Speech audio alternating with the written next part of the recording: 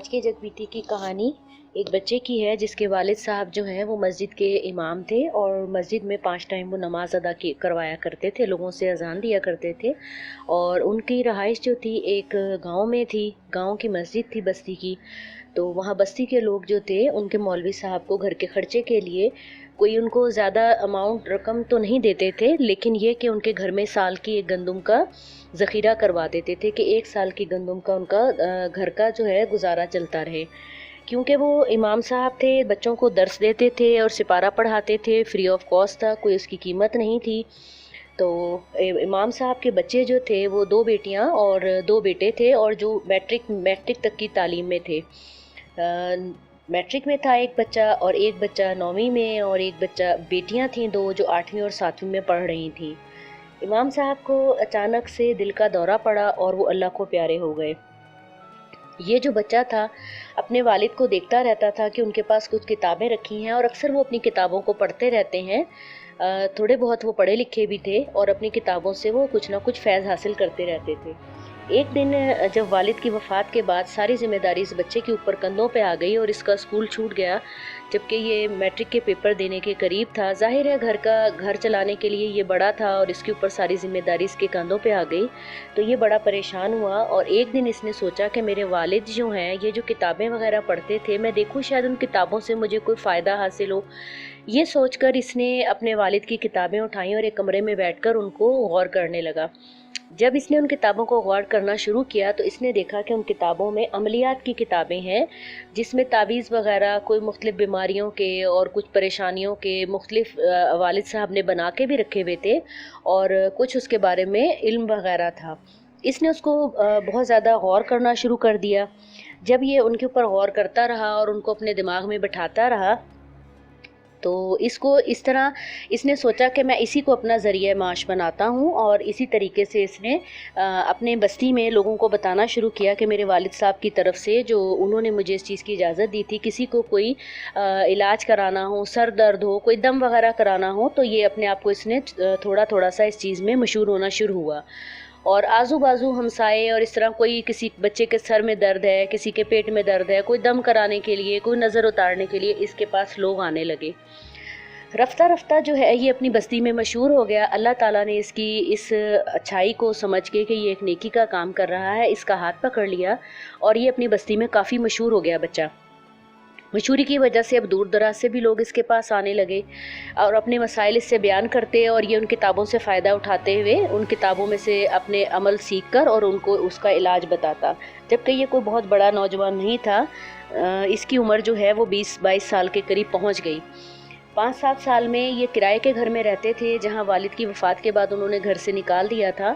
تو یہ کسی کے گھر میں 1 سال تک باوجہ مجبوری رکے رہے، کیونکہ ان کی والدہ بیوہ تھیں اور یہ بچے چھوٹے تھے، تو کسی نے ان کے اوپر ترس کھا کے 1 سال ان کو اپنے گھر میں رہنے کے لیے دیا۔ لیکن جب اس کا یہ سلسلہ، مالی سلسلہ، جو بھی کوئی ہدیہ وغیرہ اس کو دے کے جاتا تھا، اس سے اس کا سلسلہ اچھا چل نکلا، اور انہوں نے اپنا گھر بھی خرید لیا اور یہ ایک عزت کی روزی روٹی کے ساتھ اپنی گزر بسر کرنے لگے۔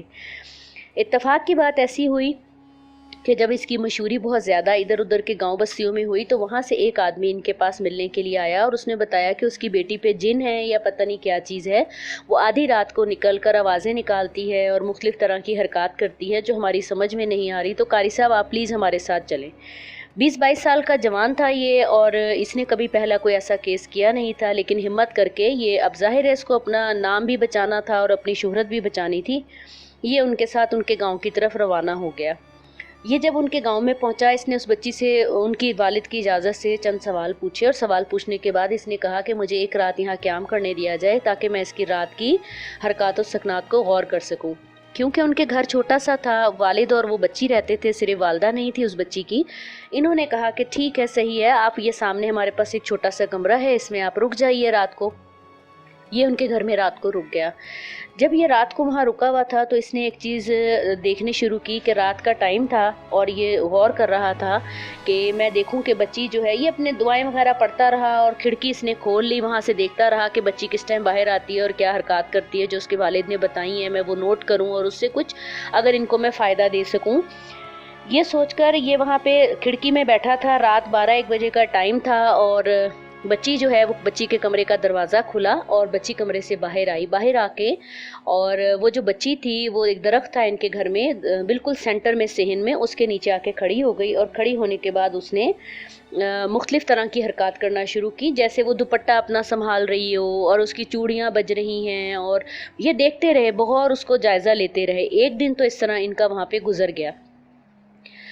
अगले दिन इन्होंने अपने जो जिसके वालिद थे उस बच्ची के, उससे कहा कि इसके ऊपर वाकई ही कोई जिन वगैरह हैं, जो मैंने रात जायज़ा लिया है, इसके ऊपर कोई जिन है। जिस तरह की हरकत ये बच्ची कर रही थी और किसी से बातें कर रही थी, कभी ज़ोर से हंस रही थी, कभी कुछ हरकतें कर रही थी, तो वो सारी चीज़ें उन्होंने उसके वालिद को बताई। उन्होंने कहा कि हम इन्हीं हरकत की वजह से परेशान हैं कि ये अकेले में किस तरह की हरकत करती है, जैसे इसके साथ कोई बैठा हुआ मौजूद हो, इसको नज़र आ रहा हो और बाकी किसी को नज़र नहीं आ रहा हो।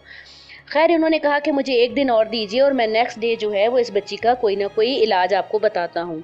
और इन्होंने दिन के टाइम उस बच्ची के ऊपर कुछ दुआएं वगैरह पढ़ के फूंकी, जिसकी वजह से वो बच्ची की आंखें जो हैं वो काफ़ी लाल हो गई और वो गुस्से का इजहार करने लगी और वो कहने लगी कि आप मेरे घर से चले जाइए, आप यहाँ पे नहीं रुकेंगे। और इस तरह उसने अपने वालिद से भी कहा और इस बच्चे पे भी गुस्सा करने लगी। तो इस बच्चे को डर भी लग रहा था, क्योंकि इसने कोई ऐसा अमल वगैरह, ऐसा कोई बड़ा वजीफ़ा या कोई ऐसा नहीं किया था कि कोई जिन वगैरह ये भगा सके।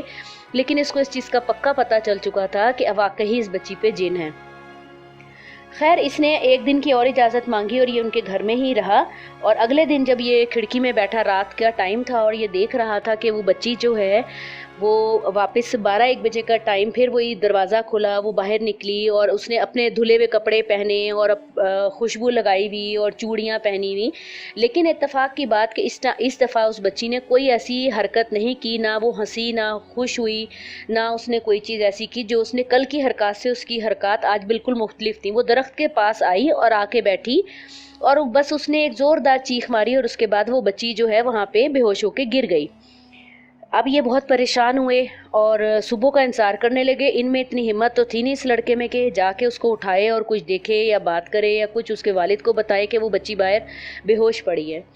इत्तेफाक की बात कि रात देर तक जागने की वजह से इनकी आंख सुबह देर से खुली। जब ये सुबह उठे और सुबह उठ के जब इन्होंने घर का जायज़ा लिया तो पता चला कि वो बच्ची तो बिस्तर पे लेटी हुई है।